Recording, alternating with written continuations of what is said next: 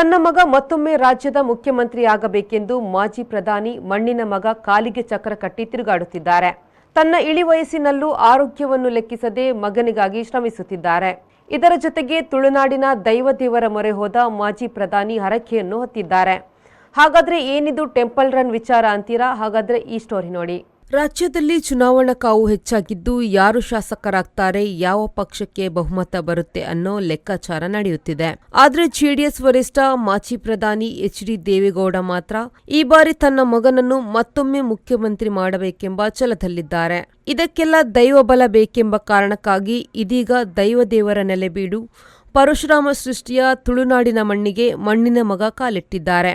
ಮಂಗಳೂರು ಸೇರಿದಂತೆ ಕರಾವಳಿಯಲ್ಲಿ ಜೆಡಿಎಸ್ಗೆ ನೆಲೆ ಇಲ್ಲದಿದ್ದರೂ ಇಲ್ಲಿ ಕೆಲವು ಅಭ್ಯರ್ಥಿಗಳನ್ನು ಕಣಕ್ಕಿಳಿಸಿ ಜೆಡಿಎಸ್ ವರಿಷ್ಠ ದೇವೇಗೌಡ ಇಲ್ಲಿನ ದೈವದೇವರ ಮೊರೆ ಹೋಗಿದ್ದಾರೆ.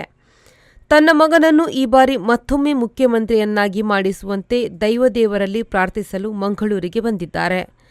ತನ್ನ ಆರೋಗ್ಯವನ್ನು ಲೆಕ್ಕಿಸದೆ ದೈವದೇವರು ಹಾಗೂ ದರ್ಗಾಕ್ಕೆ ಭೇಟಿ ನೀಡಿ ವಿಶೇಷ ಪೂಜೆ ಸಲ್ಲಿಸಿದ್ದಾರೆ.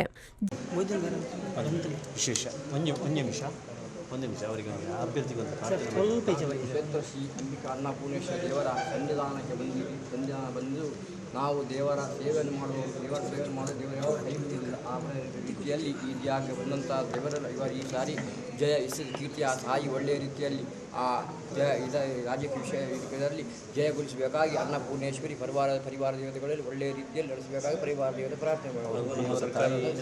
ತಾಯಿ ಅನುಗ್ರಹದಲ್ಲಿ ಆ ತಾಯಿಗೆ ಒಂದು ರಂಗಪೂಜೆ ಅವರ ಲೆಕ್ಕದಲ್ಲಿ ನಾವೆಲ್ಲ ಸೇರಿ ಕಾರ್ಯಕರ್ತರು ಮಾಡ್ತಾರೆ. ಆ ತಾಯಿ ಅವರಿಗೆ ಅಪ್ಪಾಜಿಯವರಿಗೆ ಪೂರ್ಣವಾಗಿ ಆರೋಗ್ಯ ಎದ್ದು ಬಂದು ರಾಜ್ಯಕ್ಕೆ ನಮಗೆ ಅಭಿಷೇಕ ಬೇಕು. ಕುಮಾರನ್ ನಮ್ಮ ಈ ಬಾರಿ ಮುಖ್ಯಮಂತ್ರಿ ಆಗಬೇಕು. ನಮ್ಮೆಲ್ಲರ ಆಸೆ ಆ ತಾಯಿ ಅನುಗ್ರಹ. ತಾಯಿ ಇದ್ದಾರೆ, ತಾಯಿ ಎದುರು ನಾವು ಹೇಳಿಗಳು ಎಲ್ಲ ಅವರು ಮಾಡಿಕೊಡ್ತಾರೆ, ನಡೆಸಿಕೊಡ್ತಾರೆ. ಇಲ್ಲಿ ಬಂದವರನ್ನು ಇವರು ಒಂದು ಸಾರಿ ಪ್ರಧಾನಮಂತ್ರಿ ಆಗಿದ್ದಾರೆ. ಇನ್ನು ಅವರು ತನ್ನ ಮಗ ಇದ್ದಾರಲ್ಲ ಅವರನ್ನು ಮಾಡಿಸಿಕೊಡುವಂಥ ಬಹುಬಾರ ತಾಯಿ ಅನುಗ್ರಹ ಮಾಡಬೇಕು ಅಂತ ಪ್ರಾರ್ಥನೆ. ಓಂ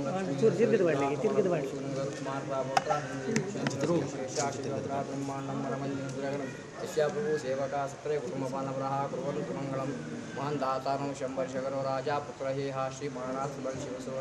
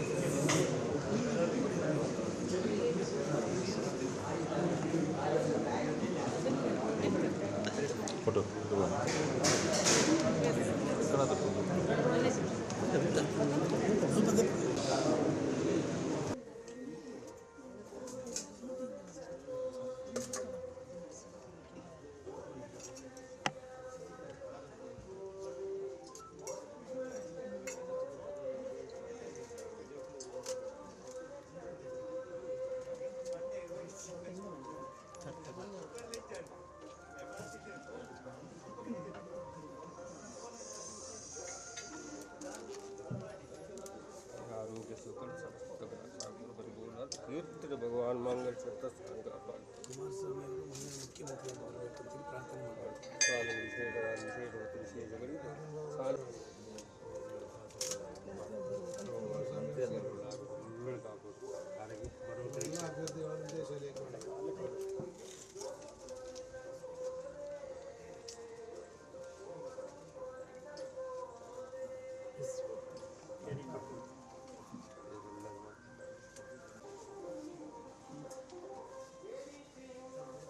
ألا إن ولي الله والنعم يحزنون نصر من الله وفتح كريم وبشر المؤمنين وتبارك الله أحسن الخالقين والله خير وافظ أرحم الراحمين يحزنون نصر من الله وفتح كريم فسبحان ربك رب العزة عما صلى الله على محمد صلى الله عليه وسلم صلى الله على محمد صلى الله عليه وسلم اللهم صل على محمد يا رب صل عليه وسلم.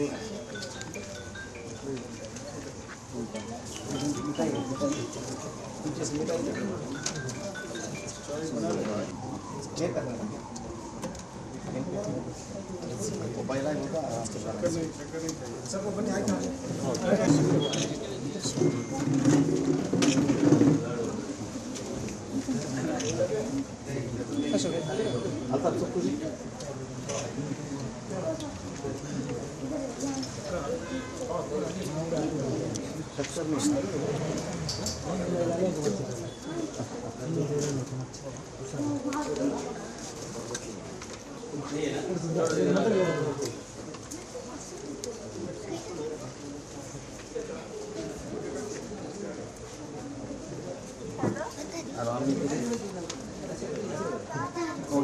नहीं डालना, शक्कर डालना नहीं बोला, अभी कर, अब भी लाना जल्दी, हुआ बना के हुआ, बड़ा जल्दी लाना, हुआ, लेना,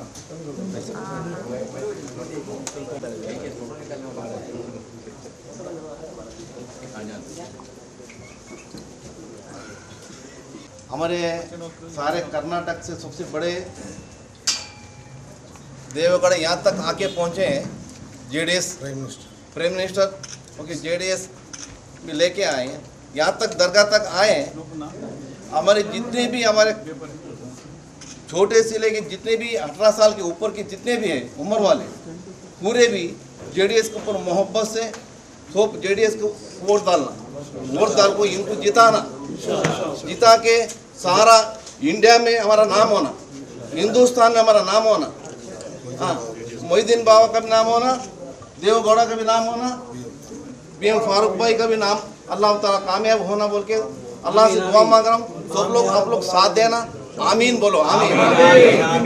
मोहिद्दीन बाबा भी, बीएम फारूक भी, देवेगौड़ा भी, कुमार स्वामी, हाँ सीएम सबको भी अल्लाह ताला कामयाब देवे, असरारुद्दीन वली अल्लाह के बरकत से जितने भी बुजुर्गान दिए सबके अल्लाह की शान और शौकत से अल्लाह ताला हमारे जेडीएस में अल्लाह कामयाब करे।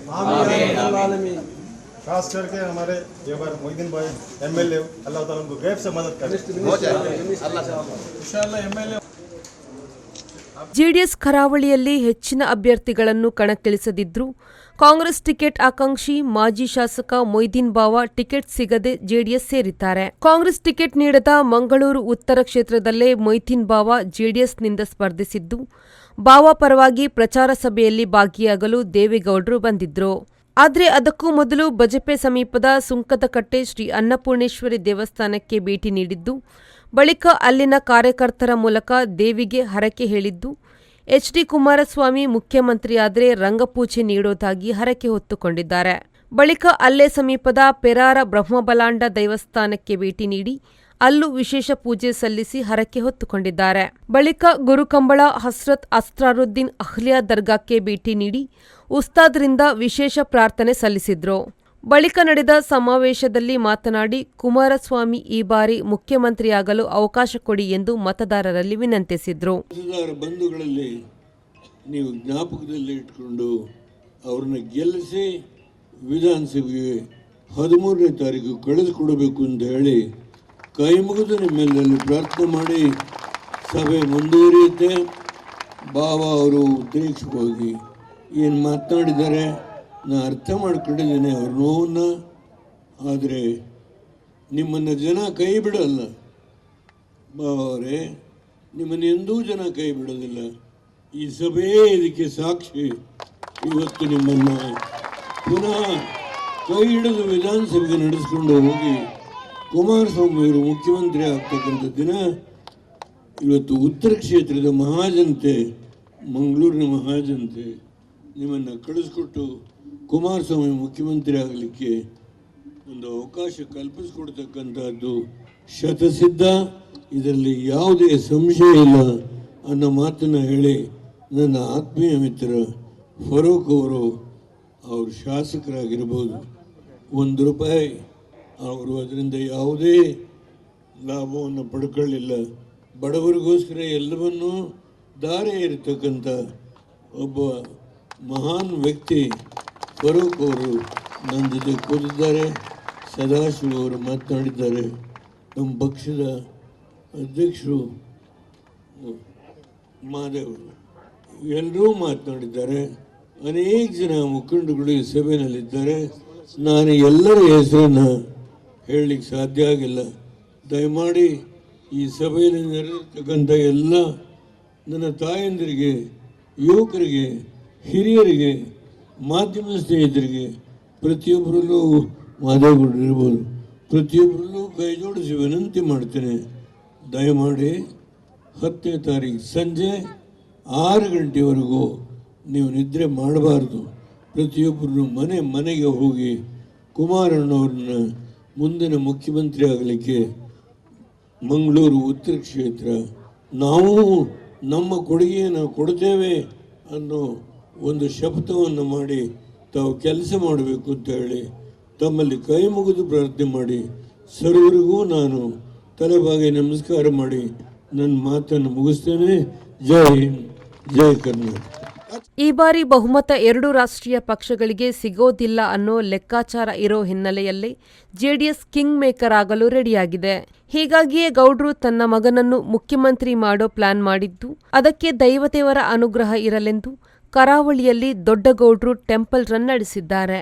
ಒಟ್ಟಿನಲ್ಲಿ ಗೌಡ್ರ ಲೆಕ್ಕಾಚಾರ ಎಷ್ಟರ ಮಟ್ಟಿಗೆ ವರ್ಕೌಟ್ ಆಗುತ್ತೆ ಅನ್ನೋದನ್ನ ಕಾದು ನೋಡಬೇಕಿದೆ. ನಾಗೇಶ್ ಕಾವೂರು, ವಿ4 ನ್ಯೂಸ್, ಮಂಗಳೂರು.